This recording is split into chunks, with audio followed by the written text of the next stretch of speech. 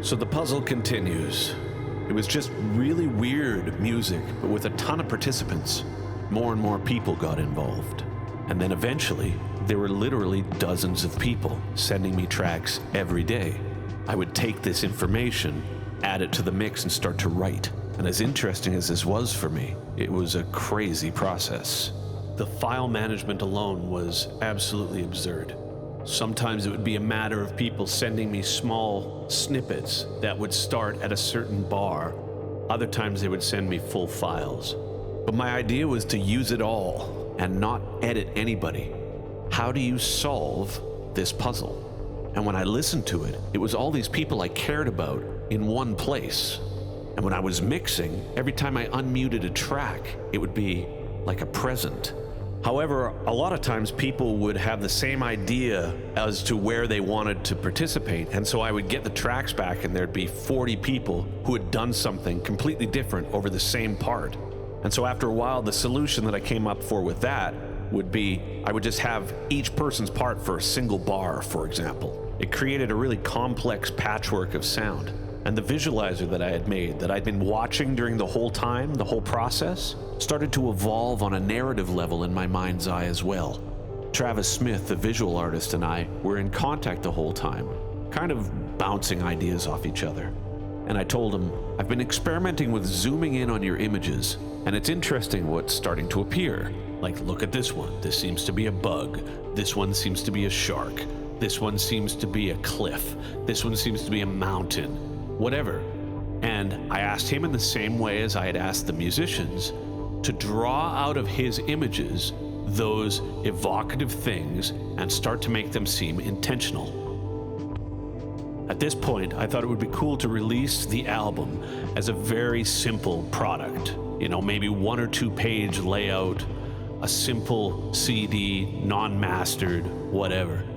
But again, as is tradition, it went from a very simple idea to being what can only be described as a monumental undertaking.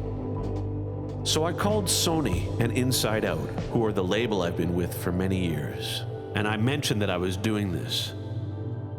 But they had expressed that they weren't interested in putting out a new full-length from me until the first quarter of 2022. So if I wanted to do this, they kindly suggested that I did it independently. I wanted to make sure they were okay with that, because what typically happens is something small starts with me and then I make a mountain out of that molehill. And Puzzle was certainly no exception in hindsight.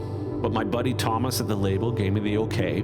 He had expressed that we want to focus on the Lightwork album, which is coming out in 2022. And having something this kind of avant-garde or ambitious wasn't really in the interests of the label at that point. And that became actually very freeing. Because without any obligations to anybody, the puzzle became arguably the most creatively free project I've had the opportunity to do. So I began to really dig into it, and it became increasingly more and more complex. More and more people, 50 or 60 musicians, artists, filmmakers, graphic novelists, a novelist, and the theme that in the beginning seemed to just appear as a result of watching the clouds, so to speak, of these images and this music, began to find some sort of trajectory that became very interesting to me. It became a theme that seemed a lot more universal during the pandemic, a theme of personal accountability during a period when we were arguably on our own more than ever. And how much of our decisions are informed by our bias, by our past, by our social environments. I then started making markers in my Pro Tools session in which I would jot down the names of what each section reminded me of. 80s, Miami Vice, Light Year-Sized Whale, Black Days, Chromatic Ridge, Life is But a Dream, Monuments of Glitch, just sort of evocative words. I wanted to take the opportunity that I had, being home for the first time in years, and although it was a very stressful time, I wanted to make an artistic statement, one that was absolutely devoid of any commercial obligations on an overt level, and really try and make something different.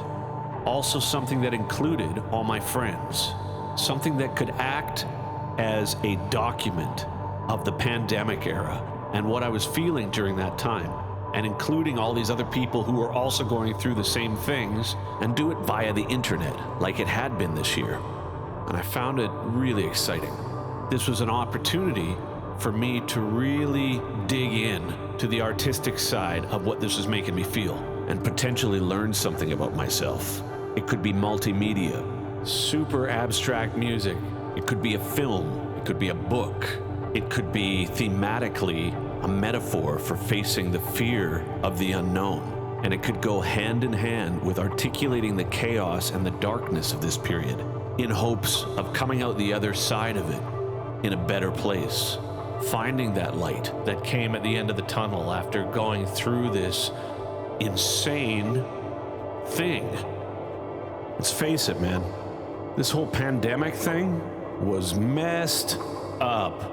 I remember some friends listening to the puzzle at the end and saying, it's dark, it's messed up, it's chaotic, it doesn't make any sense. And I'm like, well, of course it is. That's what this whole period was. If you're going to reflect your environment, that's as accurate as I could get. However, I didn't want to end it there.